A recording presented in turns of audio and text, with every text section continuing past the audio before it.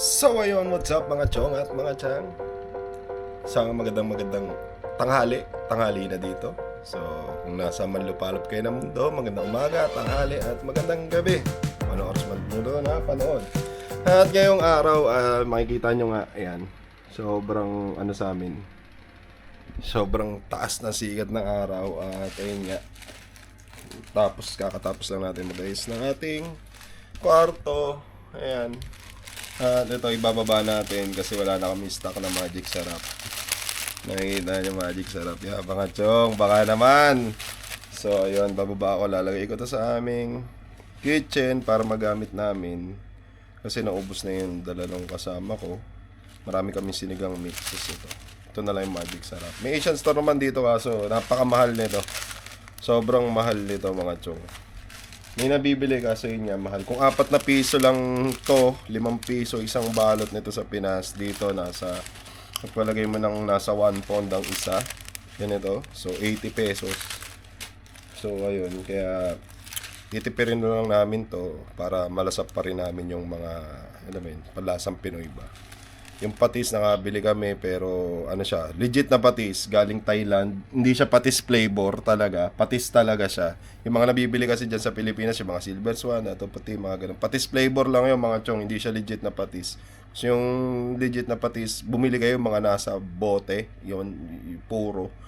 Yun yung mga legit na patis. Kaya yung mga chong, bababa lang ako saglit. Tara, samahan niyo ako. Lakad tayo papunta ulit sa dagat. So, ayun nga mga chong. Tayo ay lalabas muna ng bahay at magpapaaraw lang tayo saglit. Kasi, yun nga, ngayon lang umaraw. Yeah.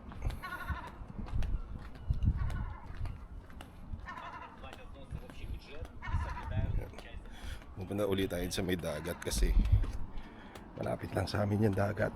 Ayan. Pupunta tayo doon kasi wala lang. Dito kasi alam nyo guys, kung marami kayong nakikita nagpo-post na arte naman ng mga Pinoy sa England, arte naman ng mga Pinoy sa UK. Nag 38 lang, nag 27 lang. Kala mo hindi galing ng Pilipinas na nainitan. Guys, mga chong, ito sabihin ko sa inyo kami, magaya ko. Ako is 2 months pa lang nandito. Pero mamamangha ka talaga sa, alam mo yan, sa katawan ng tao. Makaklimatize ka talaga. Yung unang dating namin dito 17, 12, yan, giniginaw kami. Lalo na nung nag-8, sobrang nanginisay. Pero ngayon, sa tingin ko ilang ba ngayon? Ilang degrees ngayon dito? Check natin. 14 ngayon dito guys, 14 degrees. So ang pakiramdam lang dito is parang nasa Baguio. Pero hindi kami giniginaw na. Kasi nga, alam mo yun, sobrang galing ng katawan ng tao. Pag na-climatize ka, yung na-adapt mo yung klima dito, parang normal na. Oo, malamig pa rin, pero hindi na dun sa punto na para ka nag-chill na naninigas ka. Lalo na ngayon napakahangin pero may araw.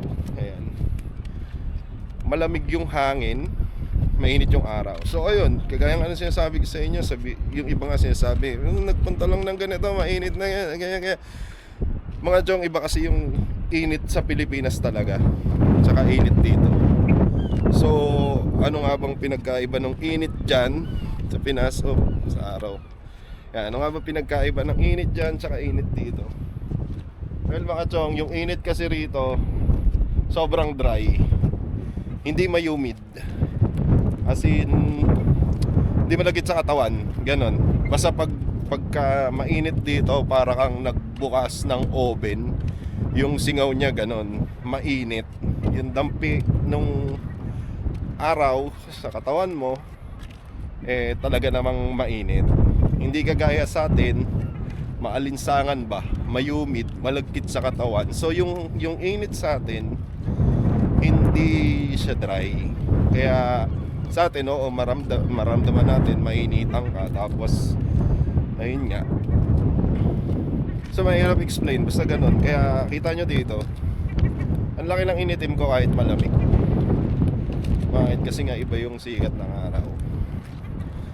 Iba yung sikat ng araw dito kumpara sa Pinas. Kasi nga dito ang lamig nung hangin. Bakit malamig? Paano hindi lalamig? Mga chong, nakikita nyo yan. Yung dagat na yan ay North Sea. So, ano ba yung meron sa North Sea? Ano pinagkaiba yun sa ano? Mga chong, kung sisilipin nyo to, yung basta yun?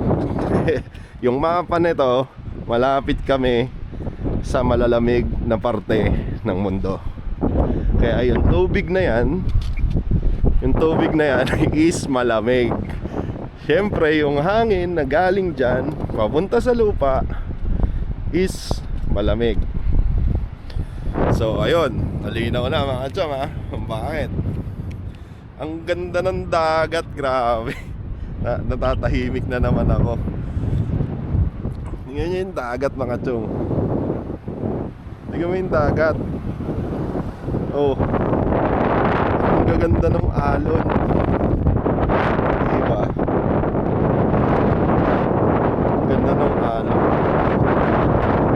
So ayun mga chong, sana na-explain ko kung bakit ganun kainit dito kaysa dyan sa Pinas. Oo, mas mainit dyan kasi yung hangin mayumid.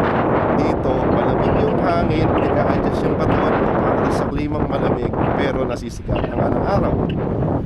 So yun yung difference no mga chong. Tapos eto pa, lahat ng season, lahat ng weather, isa lang ang hindi napaghandaan ng mga tao rito. Yun ay yung summer. Bakit? Walang tinitinda ditong air conditioner.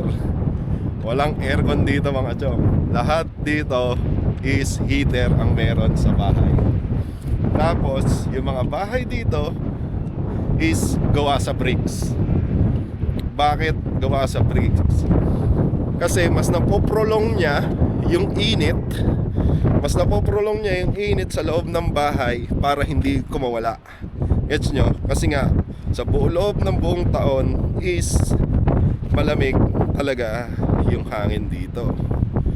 So ayun, kaya sobrang init dito pag summer. Kasi nga yung bahay mas nag-hold siya ng matagal ng init kumpara sa lamig. So kung mainit maghapon, mainit yung loob ng bahay mo, mainit talaga siya.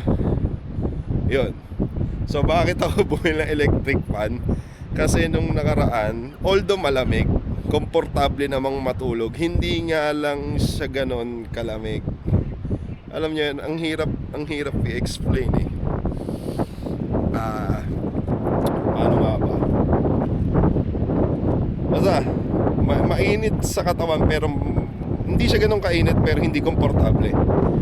Yun, kaya bumili ko noon ng electric fan. So ano pa nga ba? So yun, nasabi ko na rin naman yung bahay nga dito hindi nga ganon ka-effective pagdating ng summer. Kasi nga pagka summer sobrang init sa labas. Sa loob ng bahay mareretain yung init, at pagdating ng gabi hindi pa rin kayang pasingawin ng bahay yung init niya sa loob.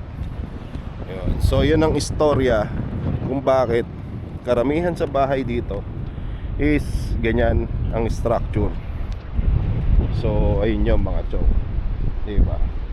So ito pa, bakit naman tayo ngayon nagpapaaral? Kasi ang araw ay nagbibigay sa atin ng vitamin D. So hindi tayo scientist at hindi tayo magaling pagdating sa mga medical na yan.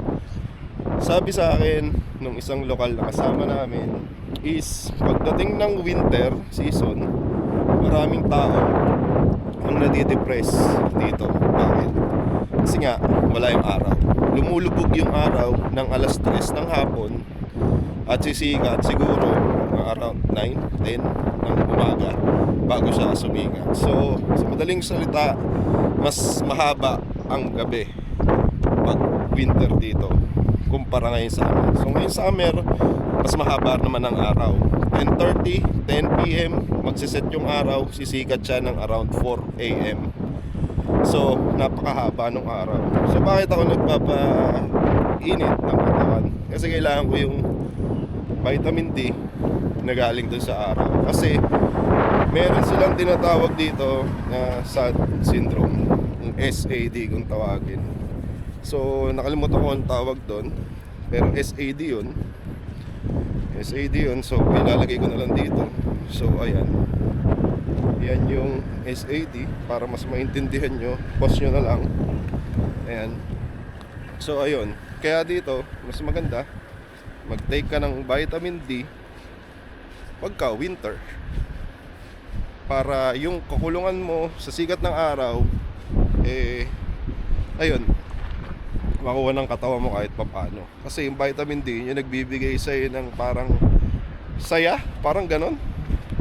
Ngayon, naiintindihan ko na kung bakit ang mga Pinoy, lahat ng Pinoy, masiyahin. Kasi sobra-sobra tayo sa liwanag ng araw. At the same time, siguro dahil nasasobrahan yung iba sa vitamin D, nagiging mainitin na rin yung ulo nila. O talagang likas lang na ma-pride at maigo ang mga Pilipino. So yun yung ating life update dito sa UK. Sana may natutunan kayo sa mga pinagsasabi ko. At ako magpapaaraw lang muna, siguro around 30 minutes at max. So yun, hanggang dito lang mga chong. Hanggang sa muli nating video. Comment nyo dyan kung naniniwala kayo sa baba. At kung hindi, okay lang naman. Basta i-like, share, and subscribe na rin sa aking channel. Maraming salamat sa inyo mga chong. Ingat, ingat, at God bless.